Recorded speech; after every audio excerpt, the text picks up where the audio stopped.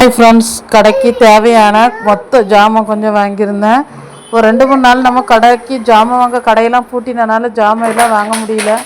அதனால் மொத்தமாக ஒரு 2500 ரூபாய்க்கு இன்றைக்கி நம்ம ஜாமான் வாங்கியிருக்கோம்.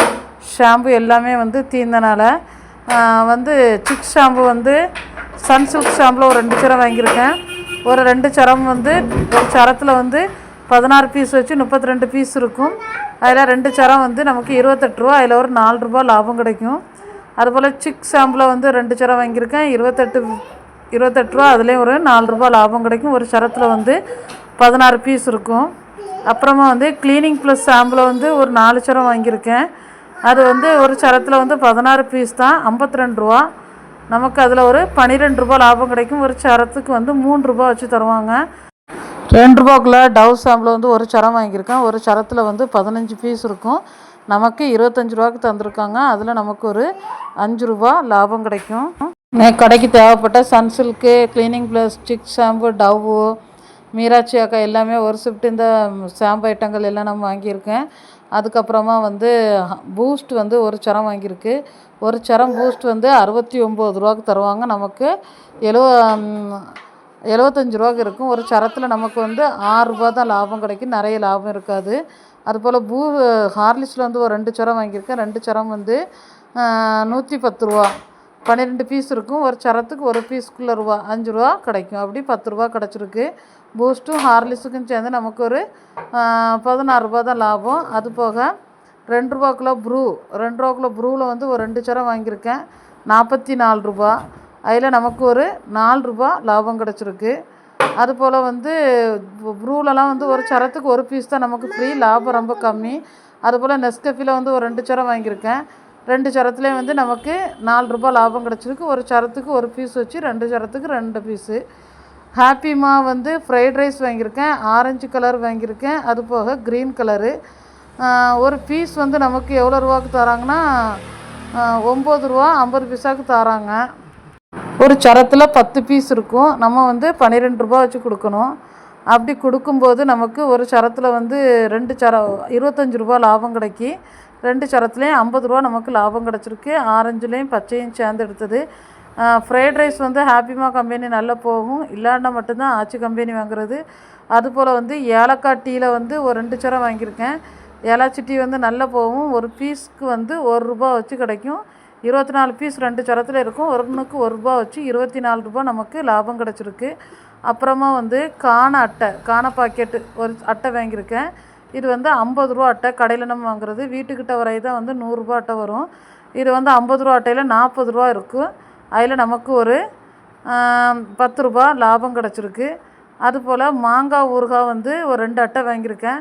2 அட்டை ஊறுகாயும் 30 ரூபா. அதில் நமக்கு ஒரு 10 ரூபா லாபம் கிடச்சிருக்கு. ஒரு அட்டைக்கு 5 ரூபா வச்சு தான் லாபம் வரும். தடை ஊறுகாய் ஒரு பாக்கெட் வாங்கியிருக்கேன்.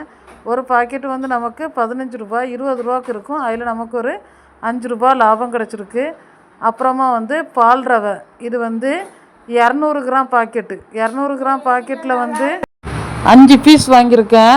5 பீஸும் நமக்கு எவ்வளோ 62 ரூபாய்க்கு 50 பைசாவுக்கு தந்திருக்காங்க. ஒரு பீஸ் நமக்கு 13 ரூபா அளவில் வருது. 12 ரூபா 50 பைசா. நம்ம 14 ரூபா வச்சு கொடுக்கும்போது நமக்கு அதில் ஒரு 13 ரூபா லாபம் கிடச்சிருக்கு.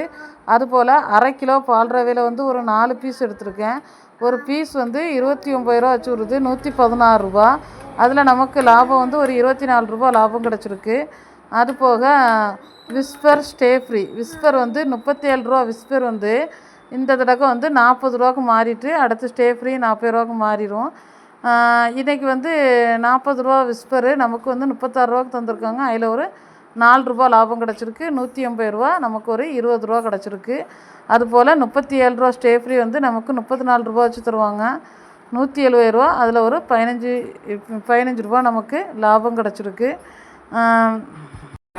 அதுபோக 5 ரூபா சரம் ஐட்டில் குறுக்குரே, அதில் 15 பீஸ் இருக்கும். நமக்கு அதில் ஒரு 5 ரூபா லாபம் கிடைக்கும். பஃப்கார்ன் ஒரு 15 பீஸ் தான், குறுக்குரே கம்பெனி அடித்ததுனால அதில் நமக்கு ஒரு 5 ரூபா லாபம் கிடைக்கும். 15 பீஸ்னால் 70 ரூபாய்க்கு தருவாங்க, 5 ரூபா கிடைக்கும்.